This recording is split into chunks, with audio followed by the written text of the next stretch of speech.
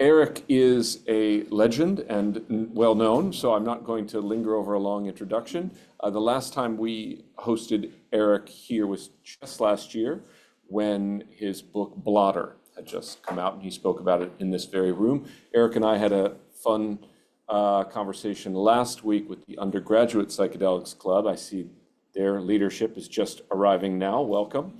And that was on themes related to his lecture today. But today I understand that Erik is going to go into much greater depth into the psychedelic Jesus of the counterculture. So it's a great pleasure to welcome you all to the center and to have Erik with us this month. And I know he has a good long lecture, so we are going to give him the floor. Erik? Thank you. It's all yours.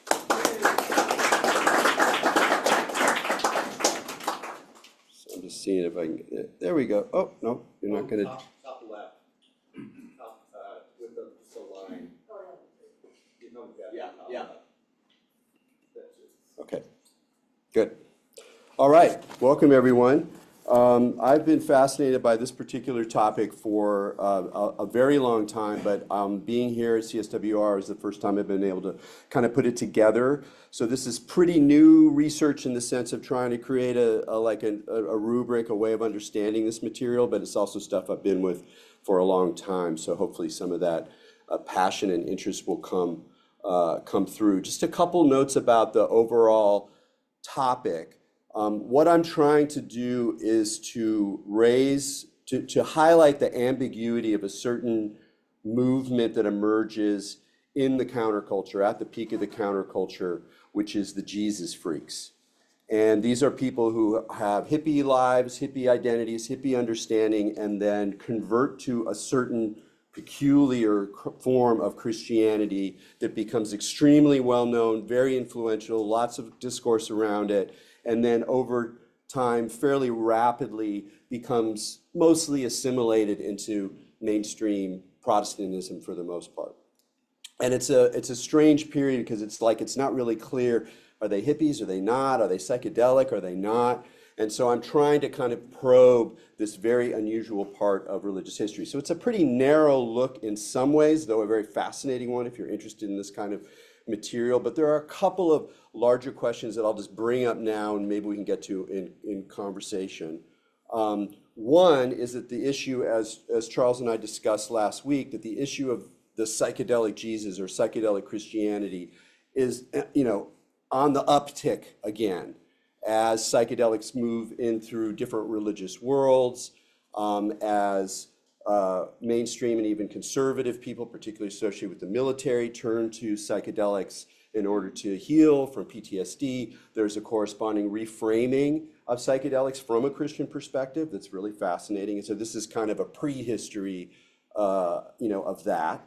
And then the other thing that I'm doing is, as a historian of the counterculture of the 60s, 70s period, I'm interested in kind of troubling this issue of what do we do with the Jesus? Because he doesn't really fit from a typical countercultural historical point of view. Buddhism, great. Easternization, paganism, yeah, it's all eco stuff, it's great. Jesus freaks, that's their problem. And similarly, from a mainline Christian historical perspective, what will be emphasized are those elements of the Jesus freak movement that are more easily absorbed. And they're actually quite significant, some of the changes that marked American Christianity in the wake of this movement, and by no means all of them entertaining. But the radicality and the weirdness and the psychedelia of it gets kind of forgotten because that's sort of uncomfortable. So it's a very interesting place in between. So we're going to start, please don't creep me out, there we go, with this. So this is the cover of the Oracle, which is the Haight Street newspaper in 1967. It's done by a person named Rick Griffin, who we will come back to at the end of the experience. What I like about it is the way that this is both a Jesus and not a Jesus. It's clearly an esoteric figure. This was the first theme issue of the Oracle, which was a very colorful, very interesting newspaper, underground newspaper. This one was devoted to astrology. This is kind of a figure of the age of Aquarius. And yet we can see within it, particularly the face, a little Shroud of Turin going on. We have like a ghost of Jesus in this picture. And in a way, this kind of opens up the question of like, what is the esoteric freak Jesus? This means not the ones that the Jesus movement will turn to, but just in the general milieu of spirituality and religion amongst the hippies and freaks, where does Jesus fit? This milieu is very complex, strange, rich, multifaceted. Some people call it the cultic milieu. Some people refer to it as a culture. It's basically a grab bag of all of these esoteric, supernaturalist UFOs, all sorts of astrology figures very heavily. But Jesus has an interesting role there. One note about the oracle, just to kind of mark how weird things get, is that in about 4 years from now, when the newspaper wasn't very popular anymore, one of the owners converted to Christianity after meeting a former Hare Krishna turned Christian at the Veggie Hut, which was a Christian vegetarian restaurant in the Haight. So he goes Christian, and then he turns control of the paper over to one of the literally thousands of communal houses across the United States that came out of the Jesus freak scene. We'll talk more about that moment in a bit. I want to talk, now I just want to stay on this larger cultural view. Who is this Jesus? Well, it's not really the mainstream Jesus. It's more an esoteric Jesus. An esoteric Jesus who's already bandied about earlier generations of kind of occult or esoteric Christianity. This, for example, was supposedly channeled from the Akashic records around the turn of the century, featuring stories of Jesus' lost years, which is a great topos. Here we have the yogi Jesus of the Self-Realization Fellowship. So this is Yogananda's very influential Western yoga operation. And Jesus played a really important role. And as you can see, it's definitely a particular meditating Jesus. Here's a wonderful example of how does Jesus show up in the larger esoteric milieu. This is a panel from Ram Dass's famous book, Be Here Now, a real Bible of this whole spirituality of the coming out of the psychedelic scene, going into the 70s, embracing Asian religion. And what's interesting about it is that in a way it's a kind of, you could assimilate this into a mainstream Christian account of Jesus's behavior on the cross, but it also has this weird other dimension to it, where this question of that he's talking about this absolute compassion. He digs why the cat's doing it, what he's stuck in, how much dust covers his eyes, the way it is, so it's this funny moment where there's some way in which Jesus can be assimilated as another master, another kind of figure of spiritual regeneration, and yet there's still something odd about how he comes in. Here's a much more extreme example. This is from one of the very colorful magazines put out by the Process Church of Final Judgment, a rather notorious group in the 1960s and early 70s. Lots to say about them. I won't say it here, but just to note that they were very controversial. They called themselves Christian. They wore robes. They wore crosses. A lot of their rituals on Sunday featured Christian elements, but they had a very unusual cosmology or theology, one in which we and the reality is the result of a constant warfare or dynamic tension between Jehovah, Satan, and Lucifer.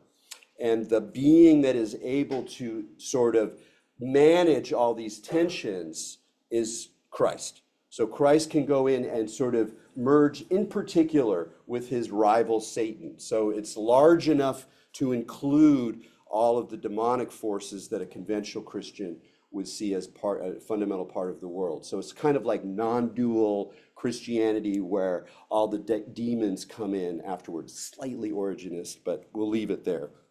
And then on a more general way, I think that we can say that it's obvious the way that certain sort of psychedelic experiences are going to lend themselves to a kind of Christian topos. This is totally obvious if you just take the basic idea that all these kids turning on in the 1960s and 70s are coming from, many of them from largely Christian backgrounds. We have the wiring of the archetypes in there. And I know that like Stan Groff in the late 60s, he reports that of the religious elements that come up in the literally thousands of LSD trips that he oversaw, that the Christ on the cross was one of the most significant, and that he saw that as something, a mythos that people would turn to when they're going through some kind of death and rebirth scenario. And so if that's what was going on in Stan Groff's lab, that's also what's going on the streets of the hate. And there definitely was a sort of Christ trip that people would go on, and you get a little flavor from that in this R. Crumb passage.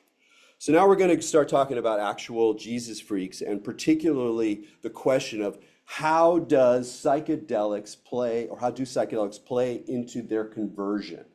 And that's a very interesting point. So who do we see here? Behind the woman is a person with a remarkable name, actual name of Lonnie Frisbee. And so Lonnie Frisbee was just a young wandering freak from an abused, he had unhappy upbringing. He was apparently a very charismatic fellow. He met his future wife, who was part of a group that we'll return to a couple times, the Brotherhood of Eternal Love.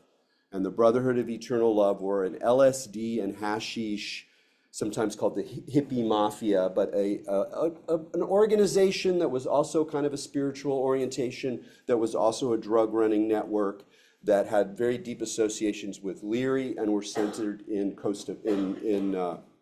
Orange County, in particular Laguna Beach and Costa Mesa. So his future wife is part of that scene, and one of the things that they like to do, the Brotherhood like to do, is go out to Palm Springs and go to a canyon called Taquitos Canyon, beautiful place, and take acid, take off their clothes, and run around, do hippie stuff. So he's out there sometime, and he brings along a Bible, and he just starts riffing on the Bible, and he has this kind of conversion experience, which he describes as, I saw a radiant vision, clear as crystal. I saw thousands and thousands of young people at the ocean, lined up in huge crowds along the coast, going out into the water to be baptized. I could see it. I knew instantly that Jesus was real, that he was calling me to follow him. As the Lord lifted up my eyes, I saw a harvest field of people. They were like a huge wheat field. I saw in the vision thousands of people in the valley of decision. He has different accounts of this vision. Sometimes they don't have an ocean. I think the ocean came in later because in a few years he would be mass baptizing people in Orange County. That's what we're seeing here. That's the ocean at Pirates Cove in Corona del Mar. So he has this kind of positive vision. He wanders up to the hate. He's preaching on the streets, some crazy mix of like UFOs and astrology and Jesus Christ. It's totally a mess. And then he runs into these other people who are kind of the first Jesus freaks or street Christians, Ted Wise and his crew. Ted Wise also was a total bohemian, living in the houseboats in Sausalito, leading his hedonistic life, screwing around on his wife, kind of probably kind of a jerk, but sort of in a cool world, a cool scene. And he runs into his own problems on acid. And his version of it is not this glorious vision. Instead, it's, as he puts it, it's a great quote. He says, I went into the palace looking for the prince on the throne, about himself, but discovered only the rat in the basement. So this is that sense of like total self-abnegation that can come upon one in a psychedelic experience, where all your tricks, all your bullshit, all your lies, all your sins are just completely, so he just like bottomed out and he went, okay. And then he goes and he also has an experience. He's on acid, he's witnessing to hippies, he's driving, the Lord's saving him. He has this kind of transformative acid experience. And then they open a coffee house on the Haight called the Living Room. They open a communal house in Novato called the House of Axe. And they keep taking acid.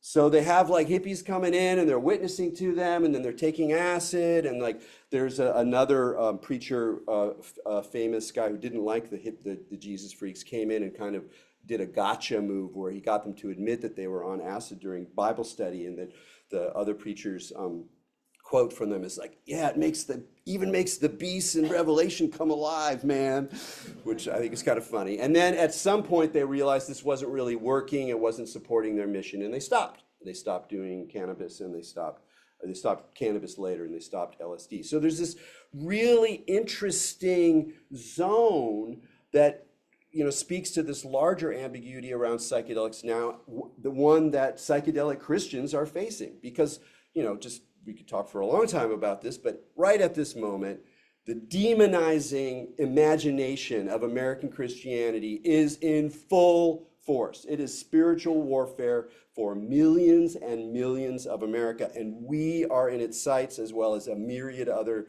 features of our pluralistic society.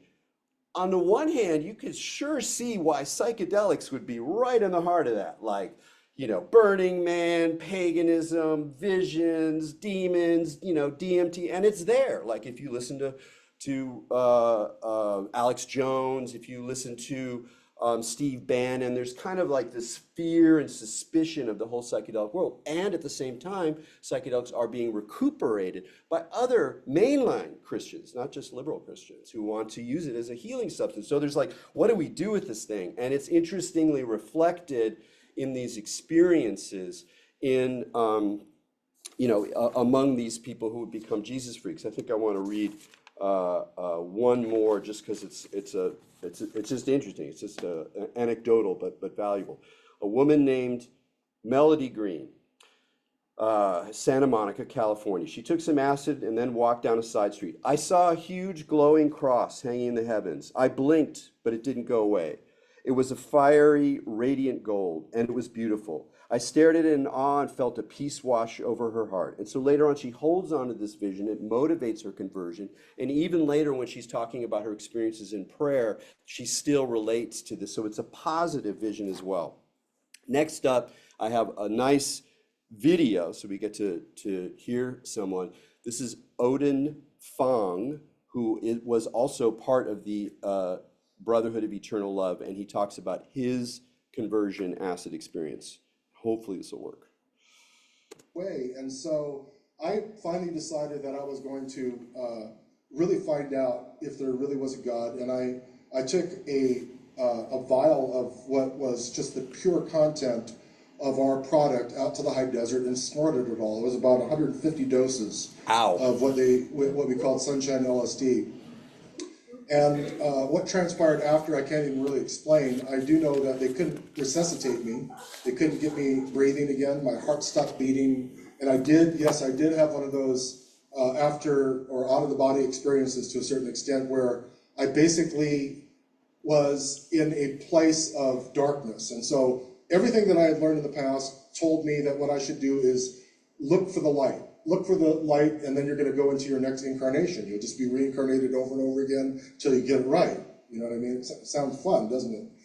And so I'm looking for the light. I'm looking for the light. There's no light. It's just total darkness, total blackness. And all of a sudden, I started to realize that I was just in darkness forever, and I was a conscious living entity living within that darkness. And as I started to succumb to it, I started to sense the presence of other souls that were in that same place, screaming and crying out in agony. And all of a sudden I started to realize that I was one of those voices. And I remember I invoked every single name that you can imagine, every guru that I had studied under, all of their gods, every deity, every demigod that I could remember their name, and nothing happened. The very last name that I cried out to, because I never wanted to be a Christian, was the name of Jesus. I said, Jesus, if you're real, save me. If you're real, save me. And I was screaming it at the top of my lungs. You couldn't bear it if I were to start screaming right now. And all of a sudden in that darkness, the darkness began to like quake, like the whole universe was shaking, and there were flashes of light and brighter and brighter and brighter. And I actually came to in the middle of the desert, and I was alive, I was breathing, and there was a man standing in front of me whose countenance was so bright that I had to avert my eyes and my whole body away from him. And it was almost like it was noontime and the sun was shining up above, and this person and the image and outline of this person was so bright that I couldn't look. But even when I turned around, and I started to try to bury myself under the sand to get away from the sight of this person, I could still see him. And then I heard a voice that I'll never forget. I still remember it today. It makes me cry and shiver and rejoice and laugh all at the same time. It sounded like the sound of many waters. It filled every single molecule in the air, and he basically just said this. He said, I am Alpha and Omega, the beginning and the end. And I remember that after I heard those words, I waited for a long time, and then I turned around, and it was gone. There were little flashes of light and everything, and I went back home, and I remember that I told some of the people about the experience, and they thought I just had a big psychedelic experience. And my old brethren from the Brotherhood that are still alive today say that Odin flipped out on LSD and became a Jesus freak and never came back. That's my reputation. All right. One interesting little topos to note here that's really important to the dynamic of the Jesus freak movement is the vision that there's all of these gods and practices and spiritual traditions, but they're all ultimately empty, and there's only one way. There's just Jesus. And it's a very interesting phenomenon. So some sociologists, because these guys, lots of sociologists paid attention to these guys, but it really speaks to something interesting about pluralism in America and about the burden of choice and the burden of self-making, where this kind of, what to many of us is this joyful, exuberant, cultic milieu with all of these different kinds of options and resonances and practices and this kind of ecumenical spirit of like mutual seekerdom, but you're still an individual making your own way through this. Like all of that is seen as hollow deception. So there's only one way, and that indeed was actually, we will see in a bit, one of the symbols of the movement is this, and the idea of one way, one way. So there's a really interesting kind of, escape from a certain conundrum that we can all recognize, understanding the history of religion in America and popular religion in particular, that plays a really interesting role. So I want to talk a little bit more about the Jesus freaks. So there's our one-way sign. We also have this wanted poster. And the history of this wanted poster is actually kind of interesting. There's some disagreement about who actually first did it. And some people think that it was actually just some hippies on the hate who were making posters were a big deal. There were poster shops. People were buying posters constantly. Posters were a really important medium at that time, and someone just did it because it was cool. And then later on, a specific Christian group centered in Berkeley called the Christian World Liberation Front appropriated it and gave it sort of extra theological chunks. And then I could not resist but including an ichthys there. Most of us will be familiar with this fish from the bumpers of cars in front of us. It's a wonderful Christian symbol. Its history is very fascinating. And this is one of the things that the Jesus freaks brought in. Up to that point, nobody was using this as a Christian symbol. And so that's an interesting point. So what's going on here? So you have these sort of like early wild street Christians converting, transforming, but still doing things in a very not conventional way. They're interested in ecstatic experience. They're interested in signs and wonders. They are often extremely apocalyptic. And so you have like the sort of pessimism side of the hippie view of like the rottenness of society and the war machine and the plutocrats and all that. That sustains itself into kind of a judgment of the end times. And that's why Jesus is coming soon. He's going to rapture his church. Most of them were dispensationalist in that way. And then they're also kind of exploring a Christian life outside of the church. And I'll get to the church in a moment. But it's mostly happening in other kinds of environments, like coffee houses or hotlines, people, calling up people who are freaking out on drugs. As I said, communal houses were very important. And these were houses both that people would choose to live in together because they want to live like the Christians did in Acts, and so to live a communist life effectively out of love.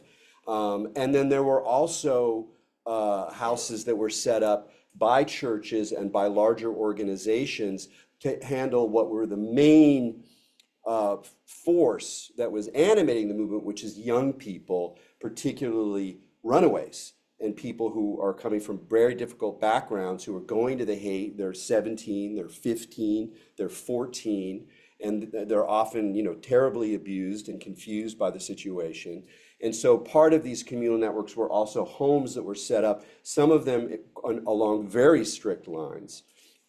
And here it's important to mention that the Jesus Freaks would not have been a proper expression of countercultural spirituality if they did not have within their fold a genuine cult. And they did. The children of God were very hardcore, very militant, very manipulative, and got very bad. Child sexual abuse, just like really nasty. And so in a way, but though that kind of indicates or supports the point that this is really part of the same scene. One other element just to kind of tease out some threads we've already introduced. So Lonnie Frisbee, he goes up, he's on the street, he gets converted by Ted Wise, he lives in the communal house, he marries his wife Connie, who herself was converted on acid, naked, in the canyon in Palm Springs. They move down to Southern California, and they make probably the most consequential connection of this whole phenomenon, which is that Lonnie starts to preach at a non-denominational church called Calvary Chapel. Calvary Chapel is run by Chuck Smith, who himself came from the Foursquare Gospel. This is Andy Semple McPherson's gospel, so it had some Pentecostal elements in it, but he kept those kind of under wraps, and that's important to the story I'll get to in a second. But he started to preach to the hippies and surfers and just people on the street, and his congregation, a lot of them left. He opened the door, you'd have barefoot young people coming in. And then when Lonnie started preaching there's something special about Lonnie. Like you can see a few clips there. He radiates this kind of innocence and this kind of conviction, this sweetness. He looks totally JC in his garb. He's plucked from Jesus Christ Superstar, and they loved him. And so Calvary Chapel, over the years, increased their fold 10,000 fold. It just exploded into multiple churches, essentially a revival. And that's and if you know your Protestant history, this is also where the Vineyard movement came out a little bit later than that, also around Southern California, also really. So they end up sparking, Lonnie and his friends, sparking a really radical and significant revival, even though in some ways they got pushed out, particularly Lonnie. Lonnie was gay or queer sometimes. And he ended up kind of backsliding, as they say, a little bit. He died of AIDS, and he's kind of written out of the history, even though he was such a pivotal figure. A really remarkable, fascinating character. So I always want to read. So then the question to me is, okay, whether or not acid or psychedelics are part of the picture, in what way are the Jesus Freaks still manifesting a kind of psychedelic spirituality? In a way, it's a bit of a trick question, because you can't extricate psychedelics from countercultural spirituality overall. The hate would not have looked like it did if there wasn't LSD, but it's wrong to say it's all about LSD, terribly wrong. And a similar kind of mixture affects this question. You could completely convert to a Jesus freak identity or Jesus people identity without having done LSD, without relating to psychedelic experience. And yet there's a way in which that also would not have happened without psychedelics. So what's it about? This quote helps me from David D. Sabatino, who's a really great a student of the movement. The Jesus people were Christian experientialists. This experientialism was comprised of a volatile mixture of countercultural empiricism, Pentecostal praxis, and aggressive fundamentalist-styled evangelism.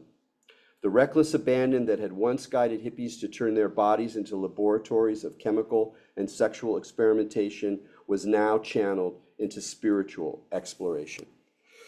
So there are these ways in which a kind of mode or even a lifestyle that we can associate with earlier moments of Christian revivalism that have nothing to do with drugs, though do have to do with altered states. We can see the way that a certain psychedelic ground allowed another version of that revivalist spirit to emerge. So what do we have there? Okay, you don't need to tell people who are taking acid as seekers that there's a spiritual or supernatural world that has consequences. So that's already good. You don't need to talk about the power and value of extraordinary experience. So the ways in which conversion always functions, at least in this kind of American revivalist mode, as like a peak experience that then you continue to refer to in your life going forward. Oh, I was a sinner and then I had the break, whatever. That becomes in a way a psychedelic experience. And there's even some language to support that. There's a great, let's see if I can find this one description. Yeah, here's just from a rock band that converted en masse, and one of them described his conversion, not an acid conversion, just his conversion. It was like someone had dropped the sun on me and I was swimming in a river of light. And you're like, okay, that sounds familiar. So you have that thing. Then you have signs and wonders. So if you look at the way that these people are living their lives and their stories, there's a lot of synchronicities. Oh, we needed a spark plug for the car just when somebody came by and gave us this old spark plugs. Lord is listening to us. So there's a lot of like this kind of not just supernatural ideas, but this actual experience of the world as a place of divine intervention. Some groups would use the sortes to decide issues. They'd open the Bible to any page and see if that that passage would illuminate. So there's that kind of sense. And then almost, to invoke the demonizing imagination I mentioned earlier, that side of it is very much active as well. So Satan is out there. He's using occultism. He's using drugs to manipulate and drive people away. We need to rescue them. And then even farther is this sense of apocalypticism. And this, I think, is actually something that is under-discussed in psychedelic phenomenology and psychedelic culture. That one feature that comes up all the time in trip reports over and over and over is a kind of apocalypticism. It's like, oh, no, this really is the end. This really is the last. This is how all the elements of historical and imaginal and religious forces come together at this moment that I'm experiencing right now, and here we go. And it's an extremely powerful, very important feature. I would describe it, like a regular, reliable feature of psychedelics, which in a way create kind of a eschatological virtual reality show inside your own consciousness that has these larger resonances. It's not just my death or my apocalyptic moment, it's the whole shebang. So if that's already kind of in the mix, then the apocalypticism that was very much a part of the Jesus movement is very available.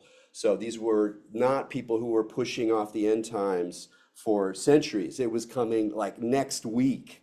And a lot of their rhetoric is around the sense of intensity. This thing's just about to happen. We got to get people going. We got to get people ready for the rapture. There's a lot of songs and gestures and jokes even about the rapture. So there's this sense both of the evilness of the existing system, which has a very hippie flavor, and this sense of a kind of apocalyptic escape route that's just around the corner.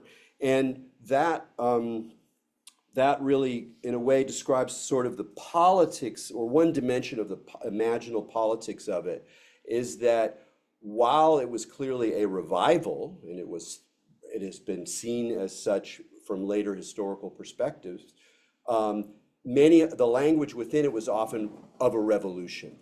That the revolution associated with sort of hippie politics or New Left politics was sort of absorbed, and that we were actually going through a full revolution, which is why you hear groups like the Christian World Liberation Front, which is partly a satire and partly not. It's like, no, the only way to really have a real revolution is to turn to Jesus. Jesus People's Army was a huge group in the Northwest that had a lot of influence as well. I realized I was talking about the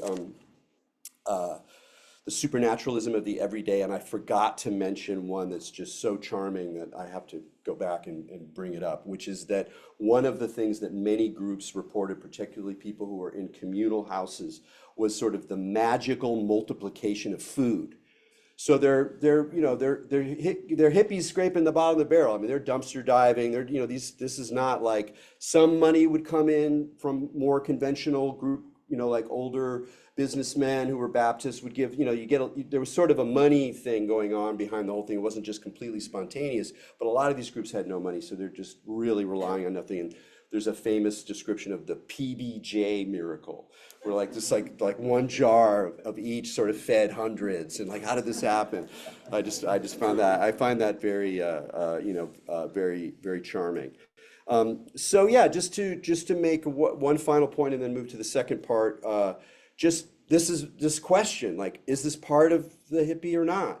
Is it part of the explosion of new religious ways or not? And if it is, well, how do we think about it? If not, if it becomes something else, what is that about? It's just a very interesting kind of hinge point. For me, one of the ways in, though, to the kind of subjectivity of it, because the discourse is pretty crude, very fundamentalist, very literalist. Bible's the only way, inerrant interpretation of the Bible, like really fundy, basic fundy stuff for the most part. So the discourse is pretty dull for the most part. There's some exceptions. But I think a better way in to the subjectivity of this, folks, is with aesthetics. So I'm now going to play two parts of tracks. And this is from the genre that collectors like me refer to as Christian psych. So it's specifically tagged as psychedelic music. And as you will hear, it's surprisingly heavy for what you would imagine a Christian group to be making, praising the Lord, even in the early 1970s. And to be sure, many people did not like this kind of music who were, Jesus freaks, but many did.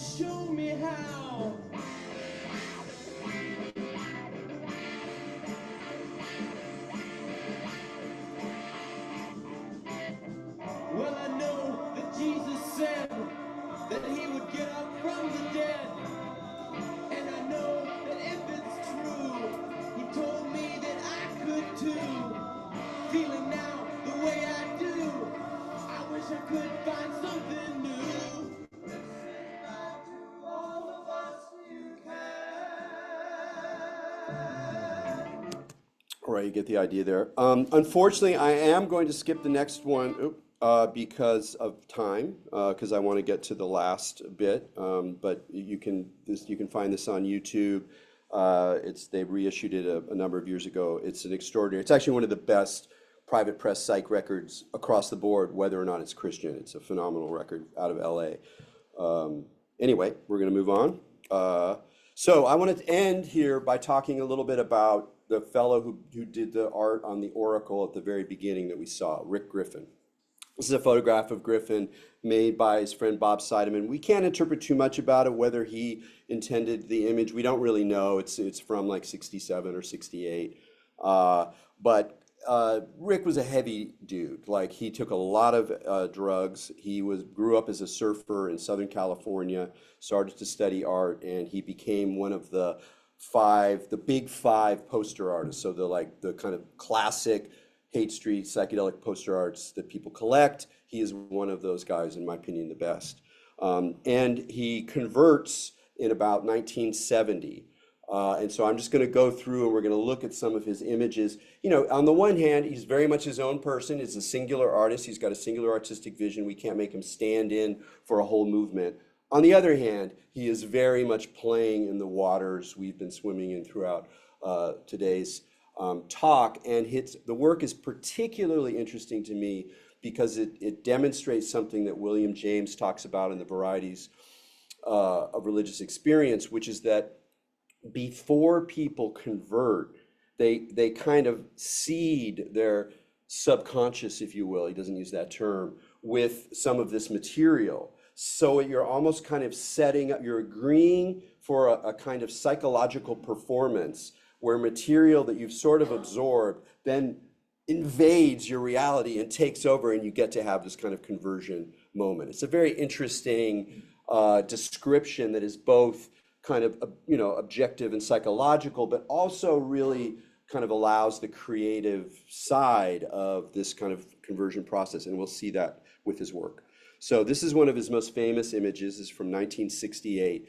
And you can already see a kind of ferocity there. This is definitely more about judgment than it is about mercy. You know, I'm not gonna, there's a lot to say about Rick's work. One thing I'll just say, since you're about to see a lot of it, is that he, in a very psychedelic way, repeats forms in mutant ways. So the kind of shape of the skull that also kind of looks like a phallus, that also looks like an egg, this portal that's flaming, we'll see a lot of portals coming up. So just like that's kind of one of the languages to tune in on. He did this famous cover to Grateful Dead, and you can kind of see that, again, we have this sort of fascination with sex and death and birth, very organic, very cyclical, very rich. So we don't really quite have anything like a transcendent cutting through principle. Then we get to Zap 3. Zap was started by R. Crumb. In the 1969 edition, we have this Griffin panel, which those of us who enjoy our esoteric Kabbalah will see is a very goofy, interesting meditation here. I would like to draw attention just for the moment, however, to this particular Hebrew letter, Mr. Shin, that's going to come up again in a moment.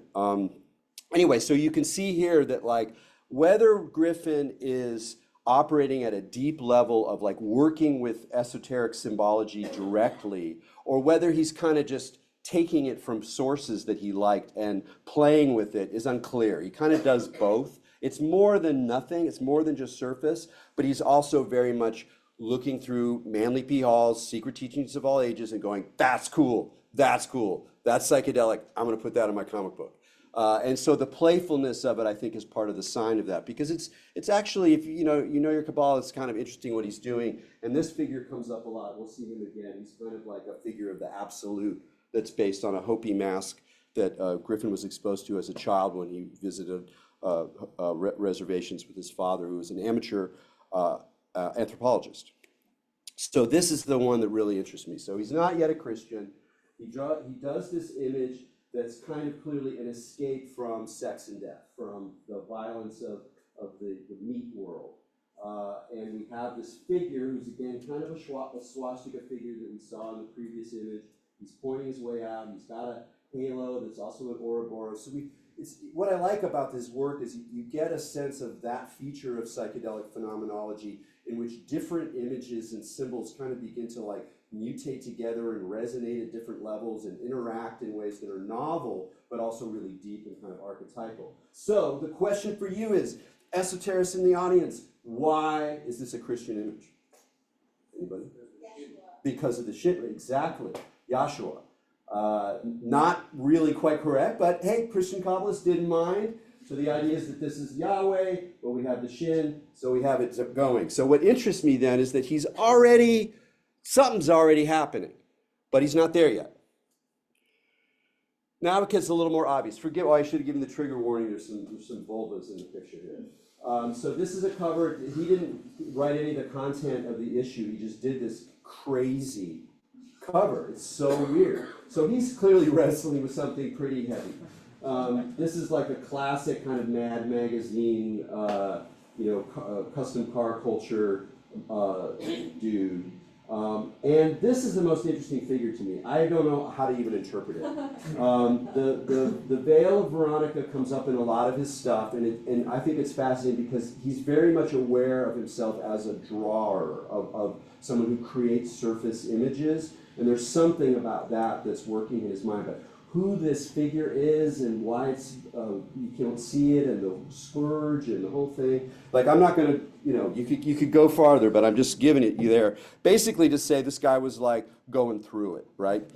And we don't really know exactly the story of his actual conversion. He moves from the Haight down to Southern California to chill out with his wife, his new family. He's surfing. He's probably starting to be aware of Calvary Chapel. He goes on a trip. His friends witness to him, and he comes back converted. So we don't know if it was a trip. His wife, on the other hand, wife Ida, did sort of convert on acid. She was taking acid, reading the Bible. She saw the letters in the sky, and it was she had one of those kind of positive visions. But Rick was a little more tortured. So then he comes to this magazine, which I don't have time to go through it, but just to say this is where, in a way, he works out and wrestles with his conversion. Pluses and minuses. It's just a very strange, very fascinating document. And I'm just going to show you some images.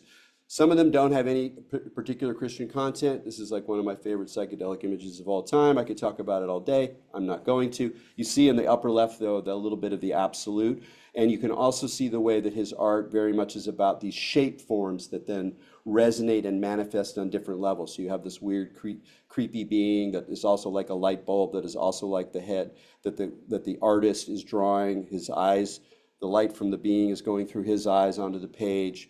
It's a very psychedelic loop-de-loop. Here are some demonic forces that he's clearly troubled by, I would say.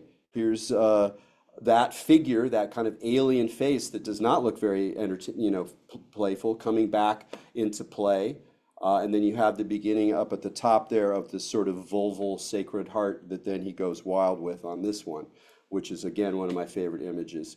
This crazy surfer, goofy foot, lightning, vulva, sacred heart thing. And the only thing I can relate to it, especially the kind of intensity of it, of the almost the pornography of it, is I think about Count Zinzendorf from the 17th century, the German pietist who encouraged his flock to treat the wounds on Christ's side as basically wounds, that you would sort of enter into imaginally and be reborn inside these wound vulvas, vaginas in the body of Christ. So anyway, he's going with it and he converts. So he's now born-again Christian in the Southern California surfer mode, and there's definitely a particular surfer mode. There he is. I'm just going to go quick through the end so I don't take up too much time.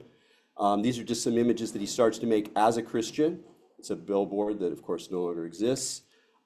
Here's an example of him rewriting his own earlier esoteric interests. This is the earlier version of this strip.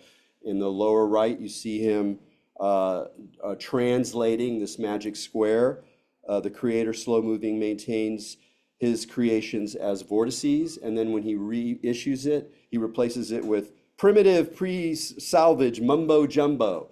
So there's often that turn inside Jesus Freakdom against an earlier kind of esoteric or occult orientation.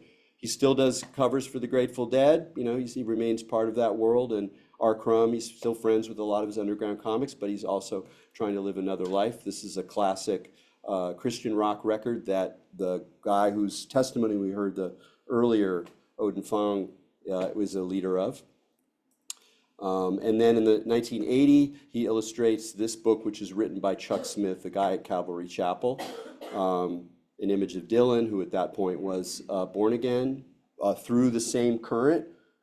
Dylan was converted by people associated with the Vineyard, which were associated with Calvary Chapel. It's the same current of conversion, Southern California, Jesus Freak flavored stuff. This is a beautiful image. I think the living water has never been better represented. You can see his appreciation for water, which is a really big element of his work. A more funny form of meditating on the water. And then this final image is interesting to me. It's the last image that he made in his life. And at this point, he had definitely backslid plenty. He'd left his wife, he'd started doing drugs again, but he kind of sort of lived in this drug God tension in a kind of difficult way. And then he died in a motorcycle accident in 1991. And, has some interesting elements. It's, again, the central figure has a pen, so he's kind of writing himself in as an artist.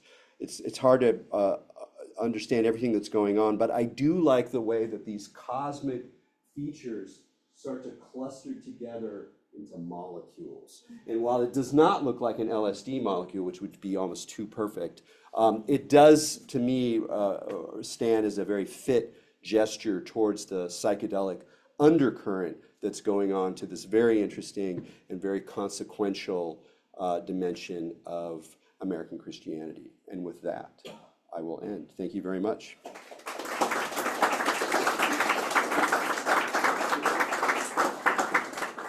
So I'm happy to take some questions. If people want to chat about anything, go into further issues, or not.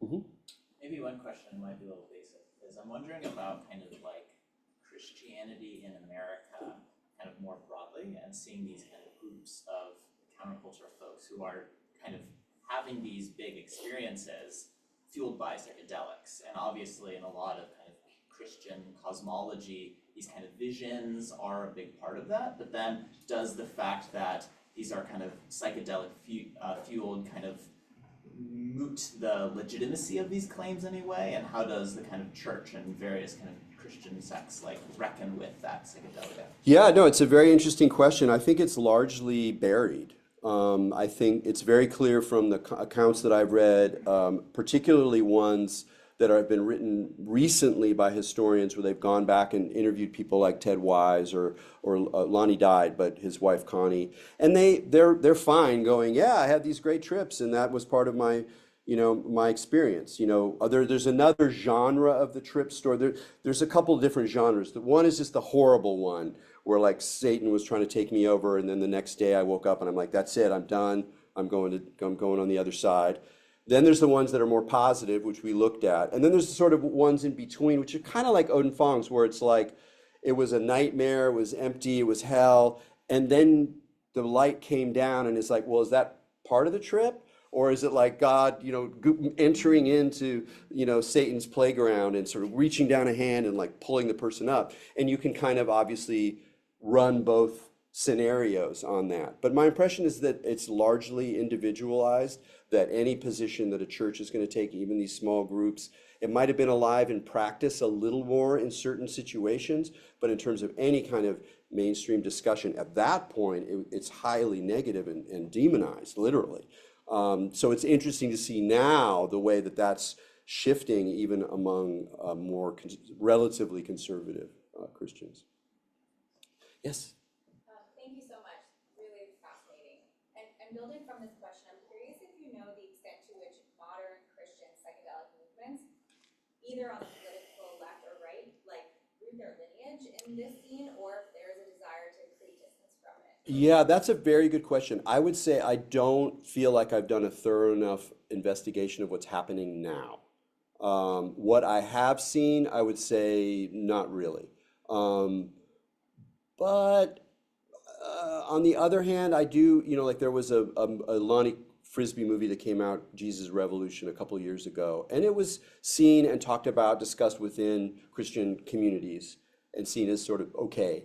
And so there's certainly an awareness of it. And I kind of suspect there's going to be more because of this convergence and this need to create legitimacy. There was a text that I spoke about when Charles and I talked about a contemporary kind of wellness Christian sort of reframing the value of these against the idea of, this kind of suspicious ideas that there's some kind of demonic or manipulative force going on. And it was very interesting, the kind of moves that were made, but she did not refer back to this moment at all. So I think it's largely forgotten within like contemporary groups, but the term Jesus freak is still powerful. There's definitely been more recent kind of harder edged Christian rock bands that adopt that imagery or that language. There's definitely a lot of kind of hippie style ecstasies that are available on Etsy and stuff like that. So it's there, but I don't think it's really been like kind of tangled with as much as it might be. Yeah. So, yeah, when you mentioned the ictus, and then also just the phrase, the eschatological virtual reality show, I thought of PKD immediately, in a device, in a scanner dark tube. Yeah. But would you place him in this? Yeah, that's a wonderful question. Yeah, I do place him in there. And in my book, High Weirdness, I talk about it specifically in that way. And the way I like to look at it is like, revival is a very weird thing. It's kind of like charisma. It's like we all kind of know what charisma is, but it's kind of hard to actually pin it down. Like what's actually happening when a truly charismatic person enters the room and everybody's aware of it? It's actually sort of weird. And I think that there's something about revival that is very infectious. And so but it's not just a meme infection. There's some kind of affect that creates some kind of energy. So the way I read that is that PKD, Philip K. Dick, the science fiction writer, he's living in Orange County in 1974. He's been wrestling with Christianity in his own very weird way for 15 years at that point, or almost 15 years. And a woman comes to his door. She's got this pendant that sounds like it was actually probably like homemade, like it wasn't just like a straight up easy fish sign. It was like something more chunky from certain descriptions. But in any case, it does something to him. And in a way, it kind of like collapses and intensifies this question of how does revival transmit itself culturally, using space, using signs, using affect, what was about her energy, but she definitely seems like she's in that zone. And then he runs out and he gets this bumper sticker that he puts on his window. He clearly went to a Christian bookstop that's having these things because at that point there's Christian bookshops that are like hippies selling posters and t-shirts and bumper stickers and decals and pins and patches, like all that hippie fashion accessories are transformed by the Jesus people into surfaces for conversion effectively. So in that sense, I think something happens to him that's in line with this moment. And he definitely, like other people in the movement, it's what does Christianity do over and over again, especially Protestant Christianity, is it goes back to the beginning. Oh yeah, we're living like the earliest Christians. We're living like da-da-da. And so it's this like classic kind of move, restorationist, I don't know what you call it officially. And so he does that too. He really fetishizes the idea of like the sort of saved underground, and it's the underground moment of Christianity. It's when they're not dominant. So it's very romantic from a kind of countercultural point of view, something that the Jesus people were very much inspired by, the romance of being a sort of saved remnant fighting against Rome. And Dick maintained a lot of that kind of stuff as well. So in some ways he's like an outlier, but one that picked up part of this current, and I think that's part of the strength of it. It's like twofold. They're rejecting the dominating culture, but then they're rejecting the counterculture too. Yeah. No, that's part of the thing, is that they're rejecting it all, rejecting the straight churches. Some of them were quite radical and did not think the churches had anything, that they were corrupt and missing the point, and it was only about this kind of very narrow gate of energy and activity. Do you have a question? Okay, you're just playing with your hand. Anything else? Yeah, Paul.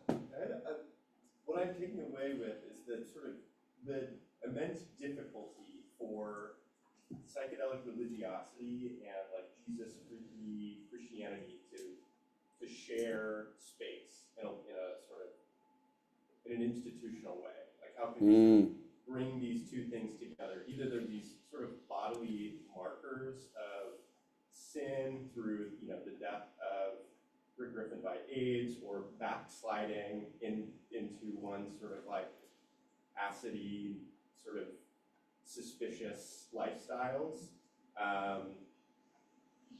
or kind of rejection of Christianity from the other directions. Right. I'm curious if this is correct, and if you have seen any place where the two can sort of exist alongside one another and sort of form an enduring acid Christianity. Yeah, that's a really good question. I don't know. I sometimes wonder, and you know, your work with Lisa Bieberman is you know, really appropriate here, whether in a way it's kind of like there's something unrealizable about it, something kind of poignantly impossible about that continuity that arises or sparks or flares here or there. And again, it would be very difficult, I think, to find some of it because it's going to be underground. It's going to be maybe young people or you know, we were talking about the ex-Mormons who start to use psychedelics and like how much of some of what they liked about being Mormons can they replay in this other kind of language? But you'd really have to kind of get into the details there.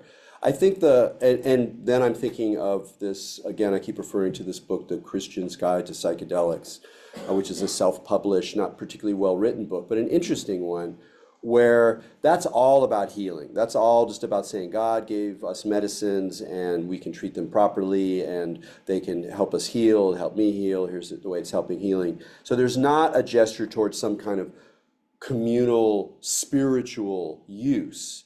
And so from the psychedelic side, you kind of go, oh, well, of course they're going to be using it like you know, like for religious experience. And in this vein, it's like more in a healing mode, which arguably is more the way some psychedelics were originally in terms of their indigenous use.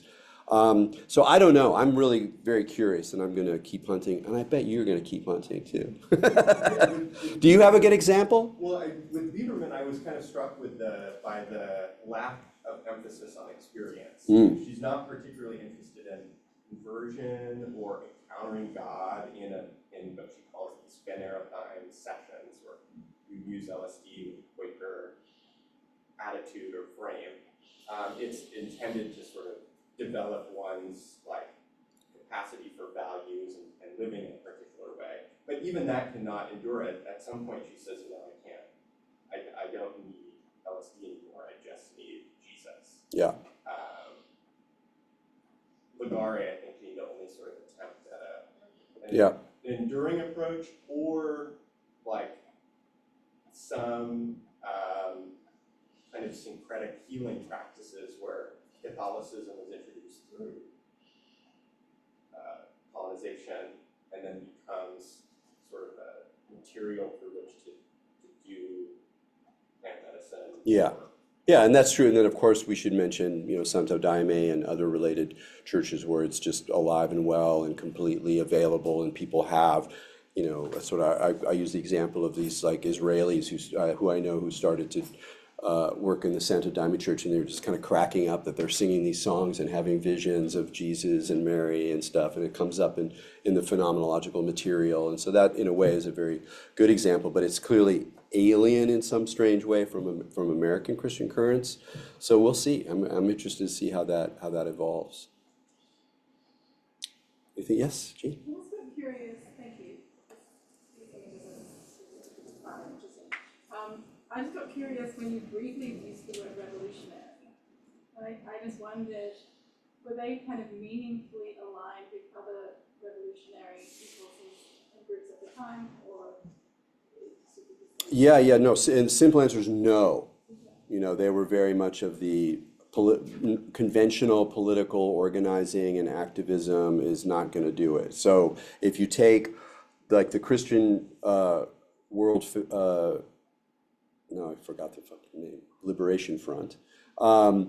They started in Berkeley, so they started very much right in the face of all the new left.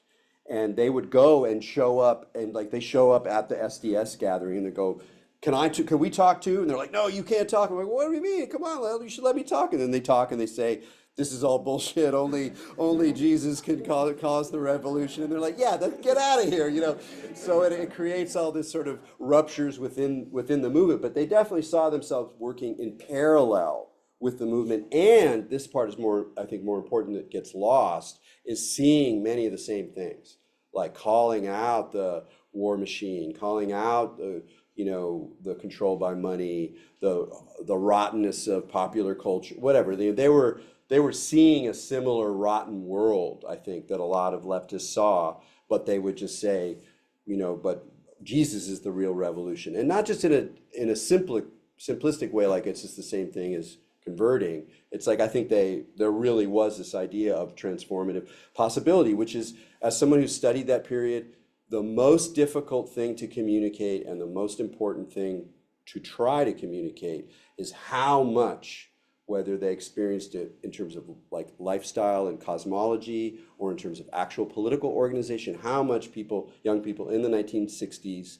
believed, felt, were convinced that some kind of revolutionary moment was just around the corner. Like that just fueled so much and explained so much. And they had their version of that. So it's revolutionary in that way, but not in the conventional way. Charles. Yeah, so my question follows on James. I wanted to ask you about these two terms, apocalypticism and eschatological, which I think it's sometimes important to keep them distinct, although in Christianity they are entangled consistently, not least because the book Apocalypsis or Revelation spoke about the end times. But I ask you about this material because apocalypticism is literally, at least in the analytic category, about something being revealed. And that could be independent of the end times. And my question is, it seems to me like there was a moment in, for lack of a better word, what we might call the secular psychedelic scene, where apocalypticism was rampant, freed from eschatological imaginary. And then these Jesus freaks, they get wed, supercharged because of psychedelics. And I'm wondering if you could just comment on how you see that kind of dialectics between apocalypticism and eschatological imaginary working out in either in the secular psychedelic scene, but also among these Christians. Do all the Christians go to the eschatological, or do they kind of revel in the apocalyptic? Yeah, Does the question make sense? Yeah, it totally makes sense, and thanks so much for making that analytic distinction, which is really, really important, and actually really helps the sort of argument that risking essentialism. There is something about psychedelics, particularly I would say LSD, that in a sufficient amount often triggers something like this revelatory experience, and a revelation not just of insight, of the nature of the person, but of the nature of reality, and often with a kind of emphasis on a sense of immanence or a sense of transformation that is both personal and maybe collective, but not necessarily historical in the eschatological sense. And that once you have that, you're going to see it play itself out in culture. And I think that part of that subjectivity that I just described that was revolutionary, even amongst the left who were taking psychedelics, has to do with that there's an apocalyptic, in your sense of how things can be. You get a specific vision of it. It becomes motivating directly or indirectly. If it's not like you have a specific vision you think you're going to actualize or think the world's actualizing, there's a kind of affect register that you can draw from of nowness. Change it now, we're going to do it now. So that sense of nowness that becomes so palpable in that time, I think has that apocalyptic but not yet eschatological dimension to it. The ones that the communities that I've kind of paid attention to, the eschatology is already there. So like Chuck Smith, Calvary Chapel, not a hippie, not an acid head, he's already doing prophecy. So there's already this dimension, fundamentalist evangelical, doing prophecy. The existence of Israel has been a big deal for 25 years. In the early 70s, like the UPC, the codes come in and it's like, oh, it's the mark of the beast. Like you already have that kind of prophetic culture that then gets like matched really easily and strongly with this apocalyptic sensibility that comes out of the hippie experience. You got to mention Hal Lindsey, the late great Planet Earth, not a good prophet. It's poor even in the register of that kind of material, but very popular and very much part of this world. Like he was living at places that were Christian communes were happening, and he was preaching directly to people. That was the second most popular book besides the Bible. That book was a huge bestseller. So there's already an existing, prophetic mind that gets then re-intensified by this energy and the sense of nowness, or the sense of kind of imminence. So I think that's what I would say about it. But it's a really helpful distinction, because I think that's actually one of the issues. I don't think there has been enough work in psychedelic studies in general about that tension, about the way that apocalyptic mode, in your discussion in terms of revelation on a scale much larger than the individual, and specific eschatological scenarios play out. And I've seen like tons of them in the ayahuasca world, people coming back and they're digesting the horror of this, and they're da-da-da, and I saw all the dark forces gather on the plains of whatever. And it's really part of it. I think it's hard to handle in a weird way, and I haven't seen a lot of it dealt with. So, Paul? Yeah, it makes me think like, the culture you're describing is like very distinctly evangelical. You have Foursquare, Vineyard, Calvary, like, where are the acid Lutherans, where are the Right. acid Episcopalians, where are the acid Presbyterians, with the same sort of like insistence upon an eschatological sort of power show up in the, among the frozen shows. Yeah, that's true. The way that, and this is where I just don't know enough, is that there were certain populations that got a lot of attention by sociologists and journalists, but as a collector, I have a lot of records that are not from that main line, that are, Presbyterian, Methodist, Catholic, a lot of, that are, and that some of the material has some of that quality, even the eschatological frame, but it's quirky and comes from a different angle. So my sense is that there was kind of an openness for a lot of young people, particularly in these zones, to play and to sort of develop their own sense of value in a psychedelic mode, if not specifically through psychedelics. But it's hard to track at a certain point. But there's definitely other currents as well. Yes, sir. Yeah, this has been great. Thank you. Something that comes to mind for me when I think about psychedelic experience is like a paranoia about socially imprinted reality versus an inherent transcendence. And it makes me wonder, is there any sort of travelers that went through this maybe Christian style of experience, but took a more of an apocryphal turn and sort of, instead of attaching to orthodoxy, allowed a sort of sanction for the deeper plunge into darkness or paranoia? Oh, I see what you're saying. Well, I would say that the Process Church of Final Judgment has some of that going on in it. It's definitely like, it has sort of a transpersonal Jungian approach to altered states. It's not explicit about drugs, but if you read accounts of people who were there was a lot of drugs. And they're, again, looking at the solution to the cosmological problem is like the marriage, essentially, of Christ and Satan, with Lucifer in the ball game, And so they're clearly like bringing on a kind of darkness, and they would talk about paranoia, they talk about fear, like one of the issues of their magazine is just called Fear, and it's pretty intense, so they're drawn to that shadow side in a way that's both kind of Jungian, but also weirdly Christian in their particular framework. I don't know, what do you think about the children of God? Where would you put them in this? And I'm asking, maybe you can introduce yourself just to. My name's Ray, and I was a hippie, in college kid in Massachusetts. About 1968 or so, started fooling around with psychedelics, and it sort of set my heart on a quest for truth, and so that I, kind of burned my bridge to everything else, and just went to California to find out how to accept Christ. No one seemed to know in Massachusetts. First day there, I met the children of God and Jesus, and had a very dramatic conversion experience after having come through psychedelics, which were awakening. They're just kind of, you became much more aware that there was more going on to it than met the eye.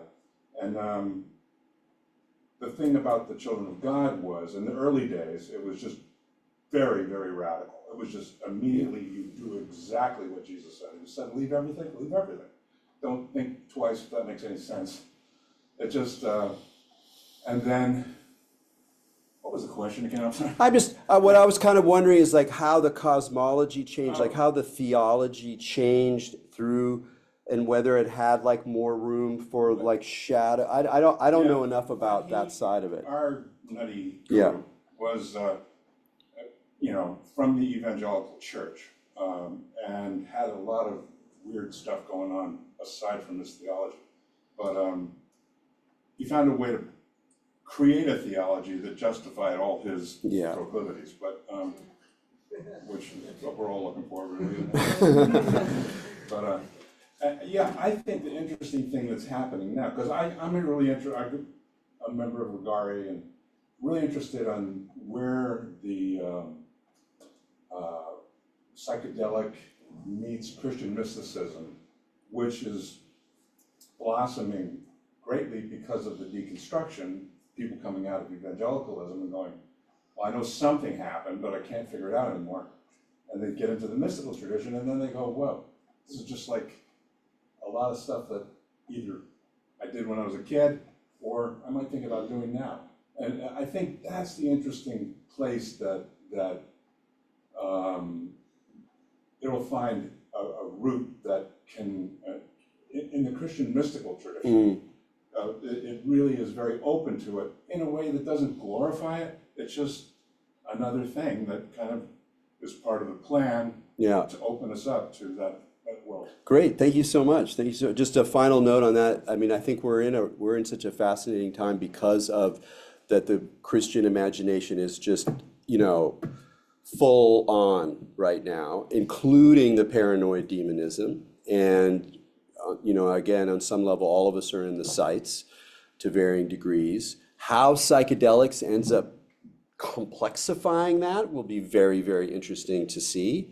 Does it actually carve out a place for some kind of ecumenical space of respect? Possibly, who knows, at least in some communities.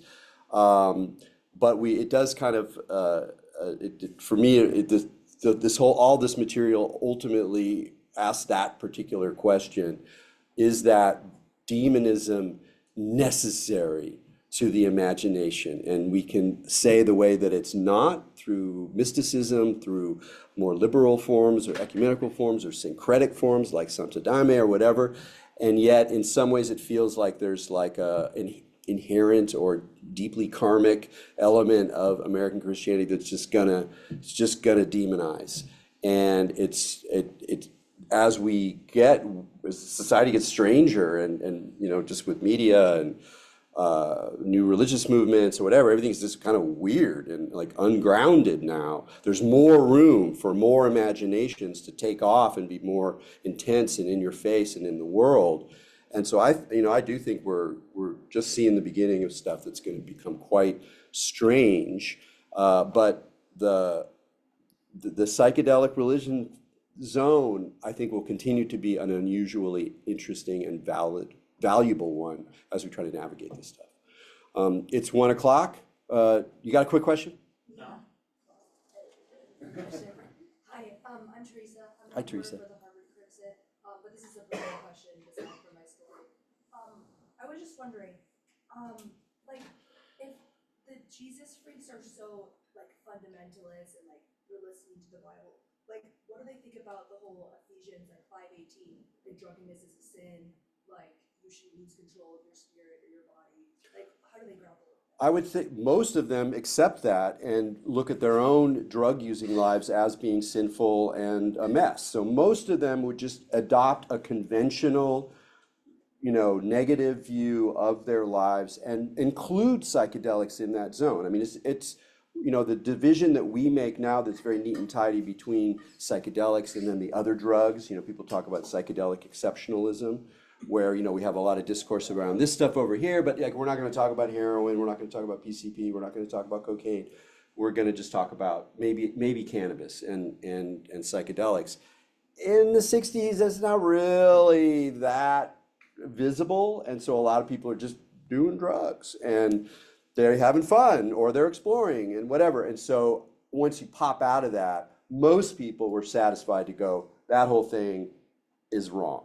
You know, like that's just wrong. And so what I'm drawing attention to is the ways that that's not always true, and that people do maintain a positive relationship with certain aspects of psychedelics, or at least their own experience, in ways that complicate the tendency to just lump psychedelics in with all the other nasty, drunken, sinful behaviors that a fundamentalist orientation is happy to put on other people. And that's why it's sort of interesting now as there's a Christian attempt to reframe psychedelics, is they have to deal with that too. So how do they do that? What scriptural sources do they use? What moves do they make? What arguments do they make to carve out a space for legitimate, godly psychedelic use? And people are trying to do that. And it's very interesting because the tendency is to shut off and demonize in the way that you're talking about. Great. All right, thanks everybody.